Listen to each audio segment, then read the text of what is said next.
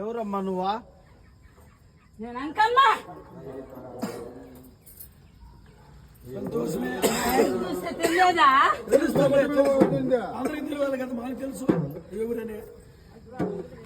వాకిస్తే వాకు పొంగలు, సెలవిస్తే సెలవు ఆటలు, అంకమ్మంటున్నావు. నీకు పూజ సమ్మతేనా? సంతోషం.